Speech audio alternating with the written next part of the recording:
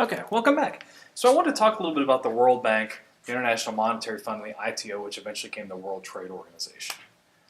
So the first, World Bank.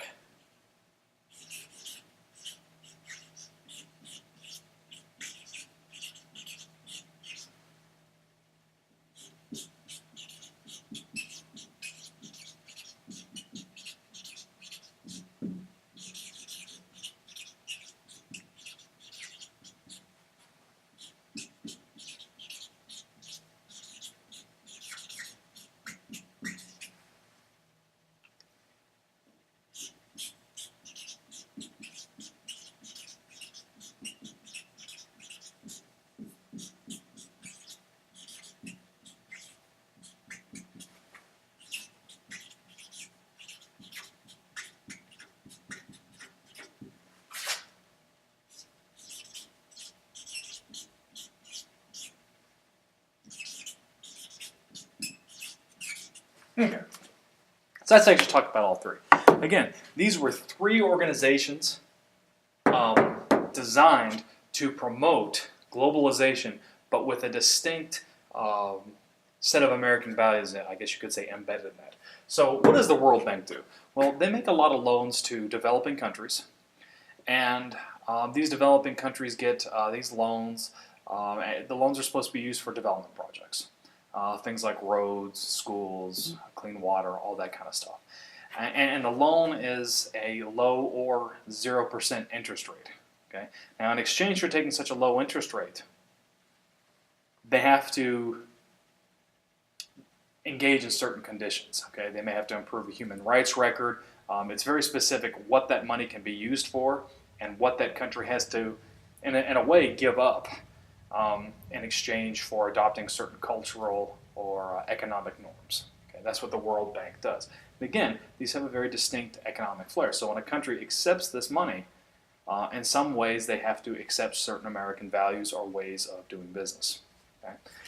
International Monetary Fund, you could think of it as an organization that specializes in helping countries that are having issues with their balance of payments, help kind of stabilize global currency, things like that. Again, from a market capitalism type perspective. And then there's the International Trade Organization, which eventually became the World Trade Organization, or WTO.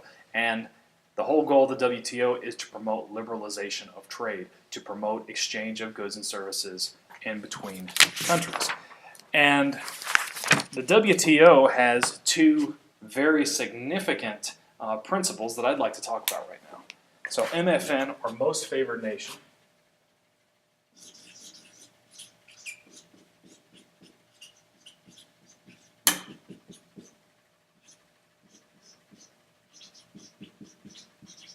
So we got Most Favored Nation and National Treatment.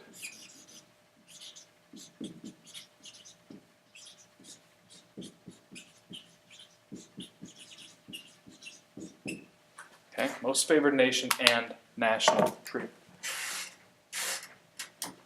Okay, so Most Favored Nation, this is really confusing. Most Favored Nation means that whatever privilege you extend to one country, you must extend to all of them. Okay, Most Favored Nation. Let me give an example. Let's pretend that the United States decides we decide that we'd like more French wine. Okay, and the current tariff on French wine is 15%, for example.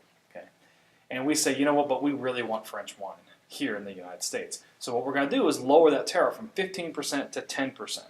Okay, well, what does that mean? What it means is that now we have to make the tariff on all wines 10%. That's what Most Favored Nation means. So German wines 10%, Australian wines 10%, Canadian wines, it's all 10% because we gave one type of privilege to one country. We got to extend the same privilege to all countries. Now, of course, there's workarounds, right? You can say, well, you know, a French white wine is not exactly the same as a German red wine, so then we didn't have to do the lowering of the tariff. I mean, there's all sorts of weird arguments surrounding that, but generally speaking, that's the principle. Then you've also got national treatment, or the national treatment principle. So national treatment says once a good has entered a country, you can no longer charge an additional tax just because it came from a foreign country. Okay, so I think about me going shopping as a kid. I would go to Walmart shopping.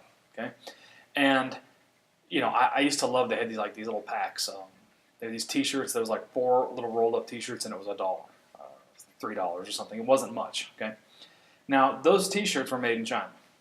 Okay, you cannot say that because this shirt was made in China, Walmart as a corporation is going to charge an extra 15% tariff on there. No. The United States already charged the tariff on those goods when it came to the country. The tariff has been paid. There is no double jeopardy when it comes to tariffs. Walmart has to offer that at the same, does not get to offer any special or punitive tariffs on a good just because it came from a foreign country. They cannot do that.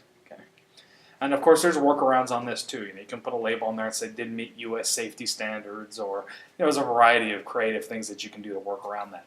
But nonetheless, businesses and organizations cannot charge an additional tariff once the tariff has been paid at customs of the United States. Period. That's national treatment.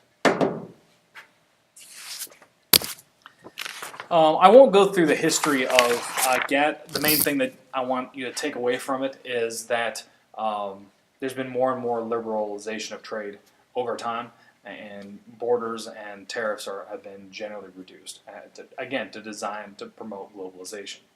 Now, there are a variety of regional trade agreements that even go a step further.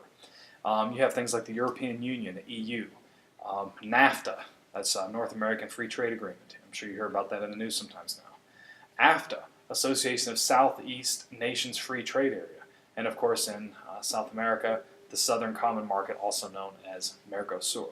I'll talk just a little about the European Union because I think it's one of the most developed, despite what you may have heard about Brexit. The European Union is interesting because it's globalization, although on a European-centric scale, across a variety of areas that are not restricted to trade. But as I'm looking at our time, I'm going to talk about the European Union in the next video, and we'll stop this video right here.